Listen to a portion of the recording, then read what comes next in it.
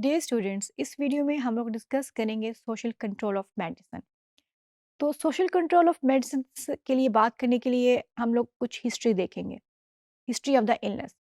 Okay, अगर हम बात करते हैं हिस्ट्री ऑफ इलनेस की 19th सेंचुरी में, तो 19th सेंचुरी में क्या था? Illness occur due to the imbalance of body humour और फ्लूइड्स। तब ये कंसिडर किया जाता था कि आपका जो इलनेस है इट्स बिकॉज ऑफ कि अगर आपकी बॉडी फ्लूइड के अंदर कोई इम्बैलेंस हो गया तो उसकी वजह से है। और उसकी जो ट्रीटमेंट दी जाती थी वो भी ट्रीटमेंट ये थी कि आपको फीवर हो, आपको वॉमिट इंड्यूस की जाती थी और डायरिया इंड्यूस किया जाता था। इन दैट केस कहा जाता था कि ये 3 सिम्पटम्स हैं, this is a cure for your treatment, cure for your illness. Mean अगर किसी को फीवर होगा, डायरिया होगा या वॉमिटिंग होगी, तो वो उसका क्योर है for the illness. Because at that time medical science इतनी ज़्यादा डेवलप नहीं हुई थी, कोई मेडिकल थ्योरी ज़्यादा नहीं आई थी, मेडिकल डिस्कवरी ज़्यादा नहीं हुई थी। सो जो मेडिकल ट्रीटमेंट थी वो डिपेंड कर रही थी इन एग्जिस्टिंग थ्योरीज़ के ऊपर, जो कि कुछ तो साइंटिफिक भी नहीं थी और कुछ लाइफ थ्रेटनिंग भी थी, डेंजरस भी थी। So what they think recovery occurs after episodes of fever, vomiting and diarrhoea. उसके लिए वो क्या करते थे? They inducting life threatening fever, vomiting, purging and blood letting. अच्छा, उसमें वो ये थ्योरीज तो यूज़ करते थे डिफरेंट पेशेंट्स के ऊपर। जैसे कि मैं आपको एग्जांपल दूँ, उस टाइम पे एक फीमेल की डिलीवरी हुई, और वो आई आप डॉक्टर के पास विद कन्वल्जन्स, उसको झटके आ रहे थे, कन्वल्जन्स हो रही थी। तो डॉक्टर ने क्या किया? डॉक्टर ने at the time of the खातून जो है चाइल्ड बर्थ के प्रोसेस में थी, at the time of the delivery उसका ब्लड ड्रॉ किया। पहले कुछ ब्लड ड्रॉ किया, लेकिन उससे उसकी जो है बेहतर नहीं हुई, उसको अगेन कन्वल्जन्स होना स्टार्ट कर हो गई। डॉक्टर्स ने फिर ब्लड ड्रॉ किया, मस्टर्ड पेस्ट को अप्लाई किया उसके फीट के ऊपर, और अल्टीमेटली उसने एक डेथ चाइल्ड को, एक जो है बच्चे को उसने बर्थ दिया, जो कि पहली जिसकी डेथ हो चुकी थी, स्टिल बर्थ चाइल्ड को उसने वो किया। अच्छा, अब उसके साथ जो खातून थी उसकी अपनी कंडीशन भी काफ़ी डिटेरियोरेट हो गई। By the time being after 3-4 दिन के बाद उस खातून ने रिवाइव करना स्टार्ट किया और थोड़ा-सा उसका हीलिंग प्रोसेस स्टार्ट हुआ।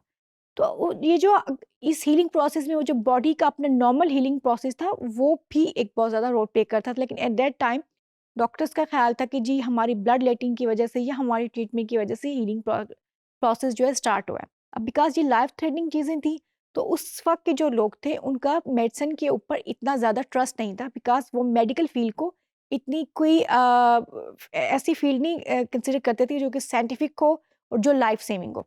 उनके ख्याल में medical cure are often dangerous because of some heroic medicines, unscientific theories, unscientific treatments, minimal training and few effective treatments. अच्छा, उस टाइम पे जो मेडिकल स्कूल के अंदर एंट्री होती थी डॉक्टर्स की, उसके लिए कोई चेक एंड बैलेंस नहीं था। मीन कोई एंट्रेंस एग्ज़ाम नहीं होता था। एनी डॉक्टर कैन, जिसके पास भी थोड़ा पावर थी या मनी थी, वो मेडिकल स्कूल में जाके अपने आप को एनरोल कर सकता था और as a being a medical doctor अपनी एजुकेशन कंटिन्यू कर सकता था। Because there was no check and balance, और ट्रेनिंग भी उस तरह से नहीं होती थी मेडिकल की, जो कि किसी को एक आप एक कहें जी इफेक्टिव स्किल्स आ गए किसी के पास कुछ किसी को ट्रीट करने के लिए। उसके कंपैरिज़न में जो होम्योपैथिक डॉक्टर्स थे और जो हर्बलिस्ट थे, वो ज़्यादा उस ज़माने में लोग उन पे ज़्यादा ट्रस्ट करते थे, बिकॉज़ दे थिंक कि जो उनकी जो ट्रीटमेंट है वो सेफ है rather than this medical treatment. अच्छा, with the passage of time फिर ये हुआ कि जी मेडिकल डिस्कवरी स्टार्ट हो गई। पहले एंटीसेप्टिक्स भी नहीं होते थे, एनाल्जेसिक्स भी नहीं होते थे।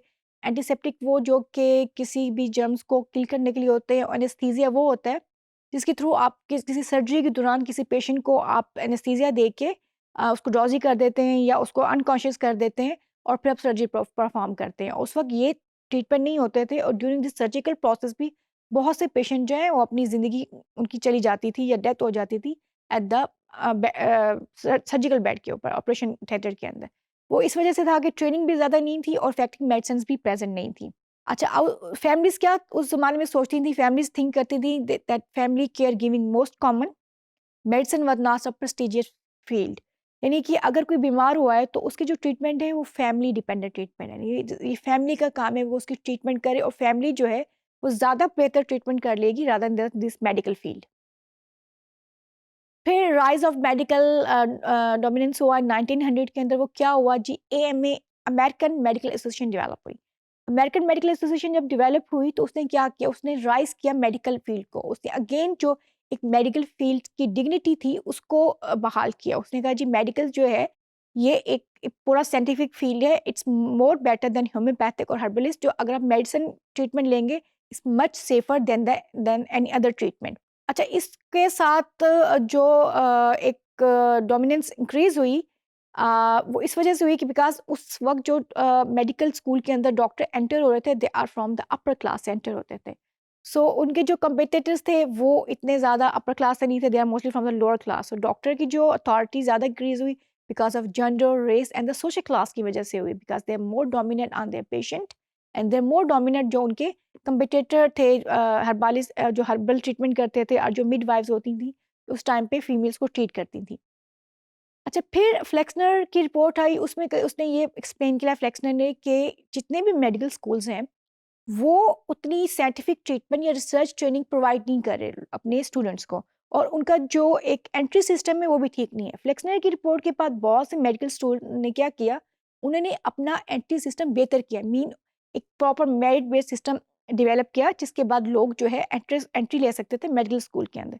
अब फ्लेक्सनर की रिपोर्ट टू सम एक्सटेंट तो बहुत अच्छी हुई कि इसकी वजह से मेडिकल जो है प्रोफेशन के अंदर एक इंक्रीज़ हुआ, उनकी डिग्निटी इंक्रीज़ हुई। बट जो चीज़ हुई कि फ्लेक्सनर की रिपोर्ट के बाद बहुत से ऐसे स्कूल जो कि मेडिकल स्कूल्स जो कि पहले ट्रीटमेंट एजुकेशन दे रहे थे, लाइक बिकॉज़ ऑफ रिपोर्ट के बाद उनके रिसोर्सेज पूरे थे, वो उस तरह की up to the standard treatment नहीं दे सकते थे, वो स्कूल जो है बंद हो गए। स्कूल्स बंद हो गए, तो उससे ये हुआ कि जो डॉक्टर्स पहले ऑलमोस्ट अगर 180 डॉक्टर्स थे तो 90 डॉक्टर्स पे रह गए। तो आपकी जो डॉक्टर्स थी उसकी शॉर्टेज हो गई, और ये शॉर्टेज ज़्यादा कहाँ पे डोमिनेट हुई, इन फीमेल ग्रुप के अंदर और जो मिनॉरिटी ग्रुप है, बिकॉज जो डॉक्टर पहले से ट्रीट करे थे वो अपर क्लास से थे, जो मिनॉरिटी थी उनके जो केयर टेकर थे वो बहुत कम रह गए थे।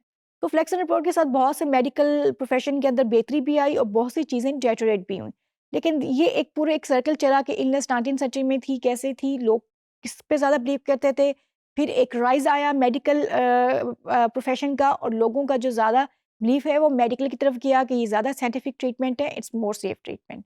Thank you very much students.